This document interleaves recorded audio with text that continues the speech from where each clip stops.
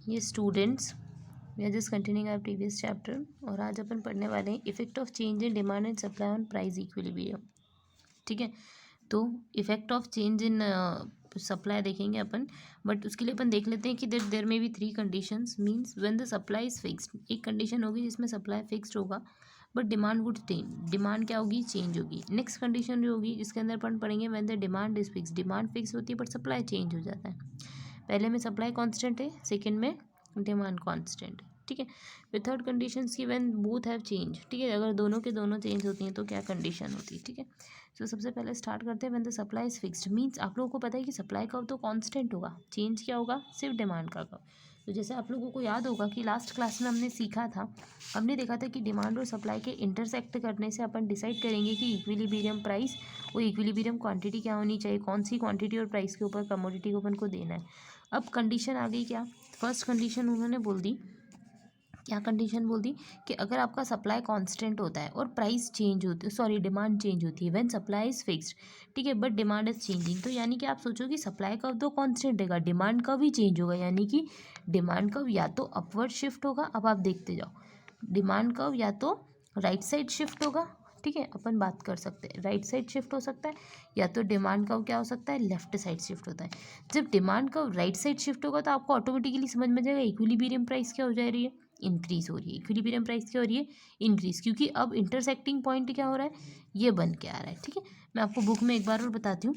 देखिए जैसे बुक में दे रखा है, सप्लाई कब कांस्टेंट है, ये हमारे पास फर्स्ट कंडीशन में हमने देखा प्राइस इतनी है, क्वांटिटी इतनी है, यानी पीपी कंडीशन। ठीक है, इसमें original price original quantity, P और की ओरिजिनल प्राइस क्वांटिटी है, ऐसे हमारा सप्लाई कब है, और डी हमारा ओरिजिनल डिमांड कब है। अभी आप इसको मत देखिए, ठीक है, अभी आप ये कंडीशन मत देखिए, अभी आप सिर्फ ये देखिए कि ये सप्लाई कब है, ये डिमांड कब है, दोनों के इंटरसेक्शन से अपन ने डिसाइड करी क्वांटिटी प्राइस। बट अब क्या हो गया, अब हमारा सप्लाई तो कांस्टेंट है but price change, sorry demand change हो गई। तो डिमांड कहाँ शिफ्ट हो गई भैया, डिमांड जो है हमारी राइट साइड शिफ्ट हो गई। राइट साइड जैसी डिमांड शिफ्ट हुई तो अपन को पता पड़ा कि सप्लाई तो वही है बट अब इंटरसेक्टिंग करने से प्राइस नई वाली पता पड़ती, यानी P1 वुड बी और न्यू प्राइस। ठीक है, तो P से P1 पे पहुंच गया, Q से QN पहुंच गया, और हमारे पास नया इंटरसेक्टिंग पॉइंट कौन सा निकला, ये। अब यहाँ से परपेंडिकुलर डालेंगे तो अपन को पता पड़ेगा कि कितनी क्वांटिटी पे कितनी प्राइस है। यानी आपको समझ में आता है कि अगर कांस्टेंट होता है सप्लाई और अगर डिमांड चेंज होती है तो उस इक्विलिब्रियम प्राइस पे भी फर्क पड़ता है। अगर डिमांड चेंज होती है, डिमांड अगर राइट साइड शिफ्ट होती है तो इक्विलिब्रियम प्राइस बढ़ जाती है, लेफ्ट साइड के अंदर डिक्रीज हो जाती है, सेम कंडीशन। अब यही फॉलो होगा सप्लाई के केस में, बट अब इस केस में डिमांड कांस्टेंट हो जाएगी, सप्लाई चेंज होता रहेगा, तो कोई दिक्कत नहीं है, अपन सप्लाई को चेंज कर देते हैं। सप्लाई कैसे चेंज होता है तो आप लोगों को पता है। अब आप डिमांड का कर्व कांस्टेंट बना दो, डिमांड का कर्व कांस्टेंट बनाया, ये हमारा स्टार्टिंग में सप्लाई का कर्व था। ठीक है, स्टार्टिंग में हमारी ये कंडीशन थी, यानी स्टार्टिंग ओरिजिनल पॉइंट ये था। ठीक है, ओरिजिनल प्राइस ओरिजिनल क्वांटिटी। ठीक है, अब क्या हुआ, हमने नया वाला सप्लाई कर्व बना, डिमांड कर्व कांस्टेंट था, तो नया सप्लाई कर्व यानी S1 जब हमारा सप्लाई कर्व जो होता है वो राइट साइड शिफ्ट हो जाता है राइट साइड शिफ्ट हो जाता है। ठीक है, तो राइट साइड हमारा सप्लाई कर्व क्या हो गया, शिफ्ट हो गया, तो अब नई इक्विलिब्रियम प्राइस आ गई, तो new equilibrium price would be that. अब यहाँ से आप परपेंडिकुलर डालोगे तो एक नई प्राइस और एक नई कम क्वांटिटी आपको पता पड़ेगी। तो सप्लाई के चेंज होने से भी इक्विलिब्रियम प्राइस पे इफेक्ट पड़ता है। अब देखते हैं कि यहाँ पे हमने देखा कि डिमांड कांस्टेंट है, सप्लाई चेंज हुआ।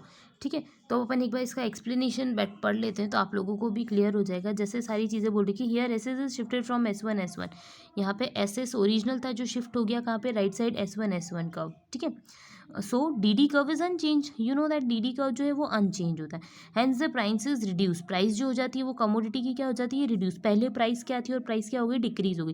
यानी आपको ये चीज़ समझ आ गई कि राइट साइड शिफ्टिंग से क्या हो गया, प्राइस क्या हो जाती है, डिक्रीज हो जाती है, क्या हो जाती है, डिक्रीज हो जाती है। अब अपवर्ड शिफ्टिंग होगी तो क्या हो जाएगी, प्राइस इंक्रीज हो जाएगी, कॉमन सेंस लगाने वाली बात है। ठीक है, अपन देख लेते हैं दोनों अगर चेंज हो जाते हैं तो क्या होता है, तो when there is a change in demand and quantity supplied both. ठीक है, चेंज इन डिमांड सप्लाई दोनों एक साथ हो जाते हैं, तो if the demand and supply both change the equilibrium price will be affected as much the extent of increase और decrease in equilibrium price will depend upon the influencing force of direction of change in the demand and supply. Means demand और supply किस percentage से change हो रहा है उसके ऊपर depend करेगा कि सप्लाई प्राइस क्या चेंज होगा।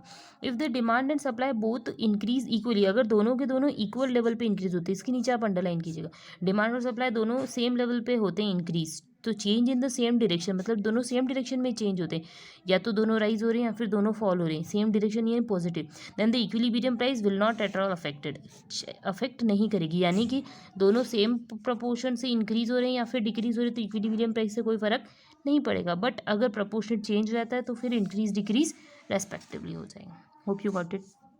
अब देखते हैं price determination under perfect competition. तो ये तो थ्योरी है, मैं आपको प्रैक्टिकली समझाती हूँ कि प्राइस डिटर्मिनेशन कैसे करते हैं। तो सबसे पहली चीज़ जो आप लोगों को पता है कि प्राइस डिटरमाइन करना है तो उसके अंदर कॉन्सेप्ट होता है शॉर्ट रन का और लॉन्ग रन का। शॉर्ट पीरियड ऑफ टाइम में प्राइस कैसे डिसाइड करते हैं, लॉन्ग पीरियड ऑफ टाइम। ठीक है, तो अब आपको याद करना पड़ेगा अपना पीछे वाला चैप्टर यानी कि प्रोडक्शन कॉस्ट रेवेन्यू, उसके अंदर अपन ने पढ़ा था कि परफेक्ट कॉम्पिटिशन की कंडीशन में हमेशा प्राइस क्या होती है, कॉन्स्टेंट, और एवरेज रेवेन्यू, मार्जिनल रेवेन्यू और प्राइस क्या होते हैं, इक्वल होते हैं प्लस एक्स एक्सिस के पैरेलल होते हैं, ये अपन ने सीखा था। ठीक है, परफेक्ट कंपटीशन की केस के अंदर। तो देखिए यहाँ पे जो दिख रहा है एक्स एक्सिस के पैरेलल यानी A R is equals to M R is equals to price also. आप ये बोल सकते हैं कि एवरेज रेवेन्यू को ही प्राइस बोलते हैं अपन। ठीक है, तो ये प्राइस की क्या हो जाएगी, इक्वल हो जाएगी। ठीक है, तो ये हमारी बता रही है प्राइस लाइन बता रही है। अब आपको पता है कि मार्जिनल कॉस्ट का कर्व जो होता है वो क्या करना चाहिए, बिलो कट करना चाहिए, और एवरेज कॉस्ट का कर्व भी ऐसे ही होता है। ठीक है, तो अब अपन को डिसाइड करना है कि हमारा इक्विलिब्रियम प्राइस क्या होगा। तो सबसे पहली चीज़ शॉर्ट पीरियड के अंदर हम क्या कर सकते हैं, शॉर्ट पीरियड में जब वेरी शॉर्ट पीरियड होता है तो हम सप्लाई चेंज नहीं कर सकते, बट अगर शॉर्ट पीरियड टाइम होता है तो उसमें अपन वेरिएबल कॉस्ट को इंक्रीज करके सप्लाई को क्या कर सकते हैं, चेंज कर सकते हैं। ठीक है, ठीक है, तो अब अपन एक बार देखते हैं, जैसे आपको ये भी दिख रहा है। अब आप देखिए कि कॉस्ट के बेसिस पे अपन सीखते हैं। तो देखिए मार्जिनल कॉस्ट का कर्व कट कर रहा है, तो अपन को पता है कि इक्विलिब्रियम वाली प्राइस क्या हो जाएगी, जहाँ पे मार्जिनल कॉस्ट मार्जिनल रेवेन्यू के कर्व को बिलो कट करे। तो मार्जिनल रेवेन्यू का कर्व ये स्ट्रेट लाइन है, यहाँ पे कट किया यहाँ पे, यानी अपन को क्या समझ में आया कि इतनी क्वांटिटी इतनी प्राइस पे अपन को देनी है। अब यहाँ से अपन ने क्या डाला, परपेंडिकुलर, तो अपन को समझ में आया कि ओ एम वाली जो क्वांटिटी है यानी कि ये वाली जो क्वांटिटी, ठीक है, ये अपन को देनी है इतनी प्राइजेस पे, तो it would be your equilibrium price. Hope you got it. ठीक है, तो ओ एम प्राइस पे ओ एम क्वांटिटी को ओ पी प्राइस पे आप लोगों को प्रोवाइड करना है। ठीक है, यहाँ से परपेंडिकुलर डाला तो प्राइस पता पड़ गई, यहाँ से देखा तो क्वांटिटी पता पड़ गया। अपन ने इसको मर्ज परपेंडिकुलर डाल के देख लिया। ये कौन सा केस था, शॉर्ट रन का, जिसके अंदर हमने देखा था A R M R P both are equal, all three would be equal, plus marginal cost का कर्व मार्जिनल रेवेन्यू के कर्व को बिलो कट करेगा। तो बिलो कट करेगा तो यहाँ पे इंटरसेक्टिंग पॉइंट बना, और यहाँ पे इंटरसेक्टिंग पॉइंट से अपन ने देखा कि अच्छा इतनी प्राइस जो है वो अपन को देनी इतनी क्वांटिटी पे। अब अपन लॉन्ग रन पीरियड देखते हैं। तो लॉन्ग रन पीरियड में थोड़ा सा लंबा टाइम होता है, तो इसके अंदर एवरेज कॉस्ट और मार्जिनल कॉस्ट दोनों जो होती है एक ही पॉइंट पर आके मिल जाती है, क्योंकि दोनों ही क्या होती है, डिक्रीज होना स्टार्ट होती है। ठीक है, दोनों एक पॉइंट पे आके मिल जाएगी। अपन वापस से परफेक्ट कंपटीशन की बात कर रहे हैं, तो यहाँ पे वापस से कर्व वैसे बनेगा ए आर एम आर। तो इस कंडीशन के अंदर भी आपको दिख रहा है इंटरसेक्टिंग पॉइंट, जहाँ पे मार्जिनल कॉस्ट का कर्व जो है मार्जिनल रेवेन्यू के कर्व को क्या कर रहा है, बिलो कट कर रहा है। ठीक है, और आपको ये तो पता है कि ए आर एम आर और पी क्या होते हैं, इक्वल होते हैं। ठीक है, तो अपन बोल सकते हैं कि ओ एम क्वान्टिटी जो है अपन को ये वाली जो क्वान्टिटी इसको सप्लाई करना है इस पर्टिकुलर प्राइस के ऊपर, इट वुड बी और इक्विलिब्रियम प्राइस। ठीक है, ये हमारे पास बना परफेक्ट कंपटीशन के अंदर शॉर्ट रन और लॉन्ग रन के कॉन्सेप्ट के अंदर। तो अपन ये बोल सकते हैं कि पी एक लेवल होगा जहाँ पे हमको ओ एम क्वान्टिटी जो है, O M quantity will be sold at price P M. ठीक है, पी एम प्राइस के ऊपर अपन को क्या करना है, ओ एम नाम की क्वान्टिटी को सप्लाई करना है। ये वाली जो प्राइस है इसके ऊपर अपन को इतनी क्वान्टिटी को सप्लाई करना है। ये सिंपल सा हमारा इक्विलिब्रियम बनता है। कौन से केस में, परफेक्ट।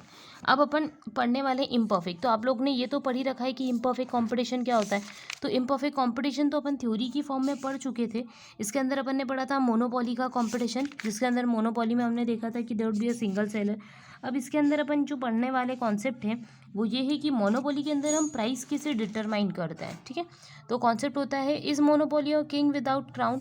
ठीक है, सॉरी, प्राइस डिटर्मिनेशन पढ़ना है अपन लोगों को। ये थ्योरी कॉन्सेप्ट तो अपन पहले ही पढ़ चुके हैं। सो प्राइस को कैसे डिटरमाइन करेंगे मोनोपोली के अंदर। तो सबसे पहली चीज़, the aim of the monopolist is to maximise out amount of profit. Monopoly का मेन एम क्या होता है कि मैक्सिमम प्रॉफिट। इसीलिए तो आप लोगों को पता है कि मोनोपोली के अंदर जो प्राइस का कर्व होता है, या अपन ये बात कर सकते हैं कि एवरेज रेवेन्यू का जो कर्व होता है वो पहले स्टार्टिंग में हाई प्राइजेस होते हैं, फिर बीच में क्या होते जाते हैं, decrease decrease decrease, just because they want to increase their profit.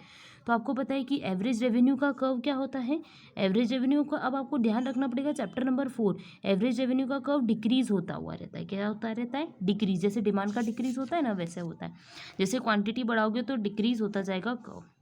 अब नेक्स्ट उनका मेन एम क्या होता है, just control to either supply और प्राइजेस, या तो वो सप्लाई को कंट्रोल करना चाहते हैं या तो वो प्राइस को कंट्रोल करना चाहते हैं, एक चीज़ तो उनको कंट्रोल करनी पड़ती है। अगर मान लो वो सप्लाई को कंट्रोल कर रही हैं यानी वो वेट कर रहे हैं that when price would be increase, तो जब प्राइस इंक्रीज हो जाएगा तब वो सप्लाई को बढ़ा देंगे, ठीक है।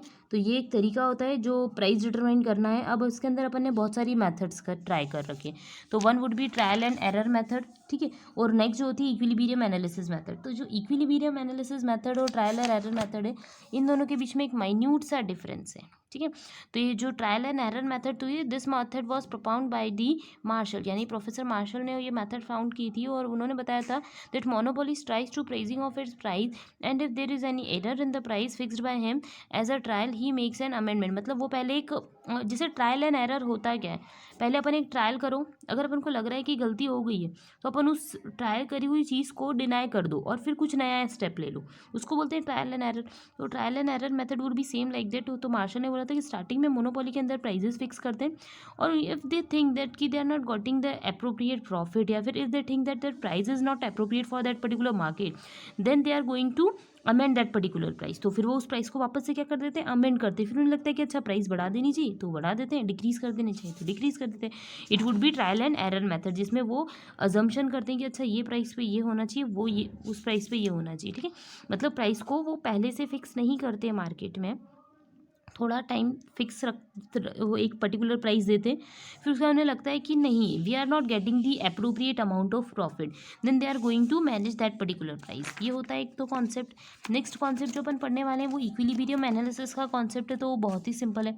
आप लोगों को जैसे अभी मैंने कहा था कि एवरेज रेवेन्यू का कर्व जो होता रहेगा वो क्या होता है, डिक्रीज, क्योंकि आप लोगों को पता है स्टार्टिंग में क्या होता है, प्राइजेस जो होते हैं वो डिक्रीज होते जाते हैं। मतलब मोनोपोली जो होते हैं वो स्टार्टिंग में तो प्राइजेस डिक्रीज नहीं होते, स्टार्टिंग में प्राइस हाई रखते हैं, फिर उनको करनी पड़ती है अपनी सेल्स इंक्रीज, तो सेल्स इंक्रीज करने के लिए वो प्राइजेस को क्या करते हैं, डिक्रीज। तो इसलिए एवरेज रेवेन्यू का कर्व कैसा बनता है, डिक्रीज होता हुआ बनता है। ये तो अपन लोगों ने पढ़ रखा है, ठीक है।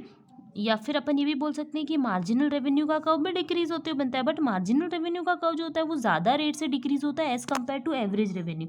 ये अपन ने पढ़ा था प्रोडक्शन कॉस्ट रेवेन्यू वाले चैप्टर में, ठीक है। तो वैसी कॉन्सेप्ट को फॉलो करते हैं। और अब हम लोगों को पता है कि मार्जिनल रेवेन्यू का जो कर्व है वो डिक्रीज होते हुए जा रहा है। अब अपन को ये देखना था कि हमको इक्विलिब्रियम की प्राइस कैसे निकालनी है। तो हमको ये पता है कि कॉस्ट जो होती है, मार्जिनल कॉस्ट का कर्व अगर मार्जिनल रेवेन्यू के कर्व को बिलो कट करता है तो हम क्या बोलते हैं, इक्विलिब्रियम प्राइस होती है। क्या होती है हमारे लिए, इक्विलिब्रियम प्राइस होती है। ये इक्विलिब्रियम हम डिसाइड करते हैं उसके बेसिस पे। तो आप लोगों को दिख रहा है कि मार्जिनल कॉस्ट का कर्व है, मार्जिनल कॉस्ट का कर्व जो है मार्जिनल रेवेन्यू के कर्व को ई पॉइंट पे कट कर रहा है। कहाँ कट कर रहा है, ई पॉइंट पे। तो here marginal revenue and marginal cost both are meet at point E, दोनों के दोनों कौन से पॉइंट पे मिल रहे हैं, ई। तो O P quantity will be sold at P Q prices, ठीक है। अब तो अपन को क्या समझ में आता है कि ओ से लेके पी तक की जो प्राइस है, ठीक है, उसको अपन क्या करने वाले हैं, ओ से लेके क्यू तक की क्वांटिटी के ऊपर सप्लाई करने वाले।